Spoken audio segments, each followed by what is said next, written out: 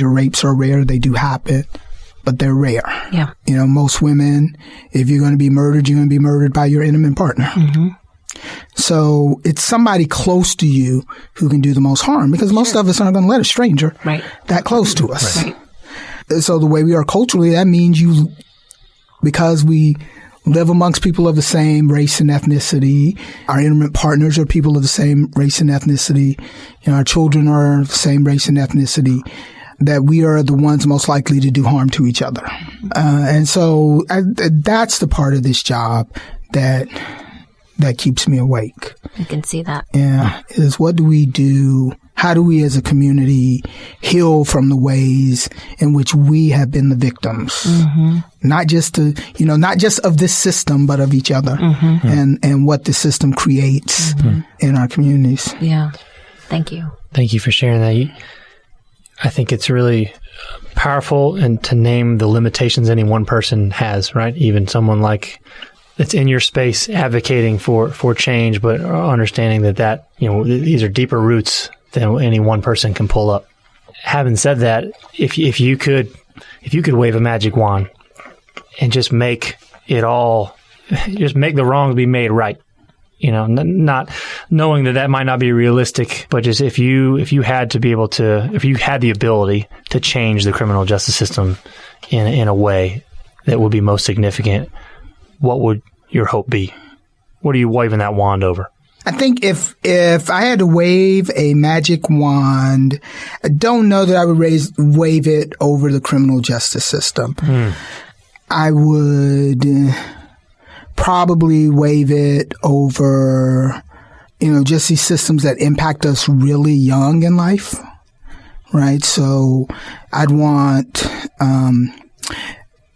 better healthcare and better education for kids. Right, I want access to opportunity for even the kid with the least amount of, with the least amount of money, with the least amount, with parents with no connections and who's disabled or who has some cognitive delays or whatever, the person who is the most challenged in our system to be able to enter life on the same footing as anybody else. And I think the criminal justice system would take care of itself if we did that. Almost seeing it as a symptom. Yeah, we're just... of something that is much more of a root, tracing back to the root. Yeah, one of the things that bothers me the most about the criminal justice system is that people expect us to fix through punishment what we didn't bother to put together to start with. So people want on the back end us to punish people who act out in ways that are aggressive when they're adults, when maybe as a child they were screaming the whole time that I needed help. Yeah. And nobody wanted to give them help, but now we want to punish them for not being able to act the way that we want them to act in public or to do the things that we want them to do. And it's just too late. Like we're not making people's lives better in the end. One of the most powerful things I've ever heard from victims is that for some of them, like they don't want people to go to prison either, right? Because remember, the victims often come from these same communities. Right. So they've seen the impact of mass incarceration on their communities. They've seen the impact of lack of access to mental health care or substance abuse treatment. They are people, right? For lack of a better term. So they know the impact of it, but we don't give them any other choice other than prison. Right. They say for you to get what you need out of this system, this person has to go to prison. And victims sometimes find that doesn't work. They don't feel better after somebody's gone to prison, right? What they really want to know is, why did you choose me? Why did you hurt me? And we don't have those answers for them. There's no way to put a period on this sentence or this conversation, nor should we. Jess refers to them as a show up moment.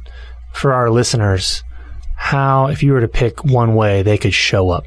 I mean, there's so much that you have unpacked for us today that, re-listening for the episode might be one, just because there's so much that you don't want to miss. But what's a way that they could take a step and show up with this information that you have shared with us today?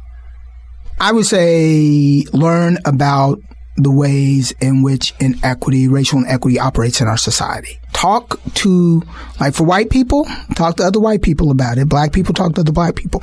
We make this assumption that black people understand racism and prejudice and privilege. Because we're black, we don't always have the tools to even talk about it or to even navigate it in our own lives. So we need to show up for it too, but white people especially need to just have these conversations out loud. I'm in a Facebook group of lawyer moms, and it's huge. It's like 13,000 women worldwide. Wow. And, it ranges from talking about what to wear to work to these really heavy issues of privilege and inequality and sexism. And invariably, there'll be some conversation where somebody says, my child is too young to know about that. Mm. And what I would encourage everybody to do is your child is not too young to know. You should be always talking about race and always talking about the impact of it. Always, because that's why we don't have memorials, because we don't talk about it. Right. So let's just talk about it. So dig in. That's what you're saying. Yeah. Dig in. Yeah. Don't be afraid. Yeah. And I loved what you said. You said talk about it out loud. Talk about it out loud. Get comfortable with talking about it.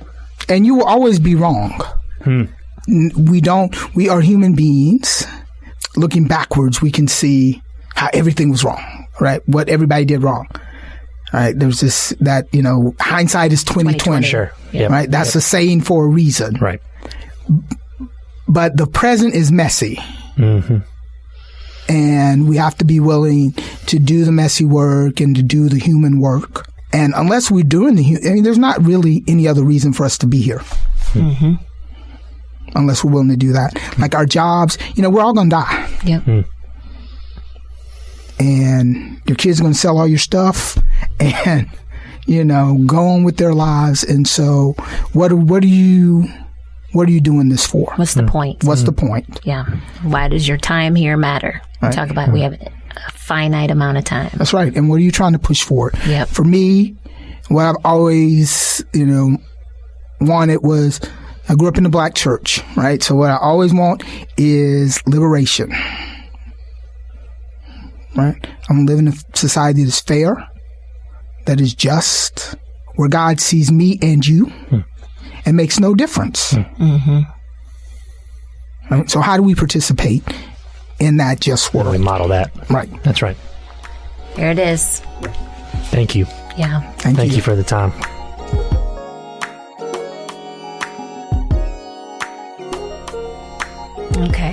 Okay. I was just saying while we were in transition that it feels like we need to buffer almost processing time for me and you for these interviews, right? Like a whole nother just to receive what was said, yeah. right, and then share it, because I'm almost at a loss for words just taking it all in, and it feels almost unjust to just spit out first reactions. Although I think we should maybe make our best attempt to. Yeah, I think fresh reactions. I like how you put that. Well, even so, Satana does this every day in and day out. This is the life that she's chosen to live, and yet and still, as she's talking to us to help educate us and our listeners, she is embodying the hurt of a people, a community, the frustration of a system. The personal implications for her own family and her own history. Like, it's so real and visceral. So I guess my fresh reaction is that you can't make this academic. Right. You can't pull back and say, this was entertaining or interesting to learn. Let me take some notes. Right. It's not a box to check. Yeah. And I find that hopeful. As much as it feels weird to say after I just said all that, it feels hopeful in that it hasn't become sterile. This is so real and raw, and that we can have this conversation. This podcast can exist and will live in the world with this level of content at this time in this age, this is a good thing, because I believe that this will create a small impact, and how she said small impact earlier, but this is an important work, and it needs to be told. Yeah, I think I probably two first reactions. One is that she hit on that power of proximity, which is something we talk about all the time. Yeah. That really is a Bryan Stevenson term. Yeah. Right? That's who we got it from. So it only feels appropriate that we weave that into this conversation. Most people will never spend time seeing the things that she's seen in a courtroom. Right. Including people of color. Like, it just doesn't, while it disproportionately affects a ton of people, that's still a lot of people that have no idea That's right. what this is like. And so my first question, what does it look like for me to get proximate to this issue? The second thing that I think she did a really unpack for us in a really interesting way was the limitations of the one-to-one, like the saving of the fish. That hit right? me too. I was like, wow. This is from a woman who's doing it. Who's saying it's inefficient. It's ineffective. Like, I'm realizing the same thing that Bryan realized, is that like this isn't going to cause system-wide change, and yet she still does it. Yep. And yet, so she didn't say don't go see the movie, or don't go see the Legacy Memorial. Yeah. But there's this tension between the both and. It's not an either or for her. I really heard it of she's pressing in to change one life at a time, while also recognizing the limitations of her work and the need for deeper level, system level change. Yeah. And that's more complex. And system level awareness, Yes. which is what she was saying, that the movie does two things. It unpacks an individual experience and story. Yes, to shed light on. That's right, at scale. Man, this is what 2 hours of recording does, right? You start finishing each other's sentences. Right. Because we're having the moment at the same time. It is. Real. No, we're hearing the same things, but that's where I'm at right now. Those are my first reactions. I guess my show up moment that I'm trying to ask myself is, what does it look like to get more proximate to this, beyond the intellectual exercise that movies and books can be for me? That's right. Same here. Yeah. So I think so it's we're tired. I mean, it'll wear you out, right? I mean, we're worn out. But I'm glad we did this, because this is important stuff. It's timely. It's been timely. It has not become relevant. This has been relevant, but I just feel like there feels like a greater opportunity to raise awareness around this than in past generations, maybe, or maybe even in our, I don't know, I just sense a generational shift towards a desire to know. Yeah. A desire to lean in and know. Our younger people are learning this. They're wanting to know, and they are having conversations out loud. Yes. So because we're in that middling group, right. We kind of move back and forth of it being comfortable and uncomfortable, and we've got to just get comfortable with that level of discomfort if we're going to change things. That's right. That's right. Thanks so much for listening to Just, a part of the Capital Broadcasting Podcast Network in partnership with ReCity and Coastal Credit Union. In the spirit of sharing, if you like what you've heard, tell a friend about the show and give us a 5-star rating and review. Many thanks to DJ P-Dog and producer Low Key for producing the music for our show. Subscribe on Apple Podcasts, Google Podcasts, or wherever you listen to podcasts.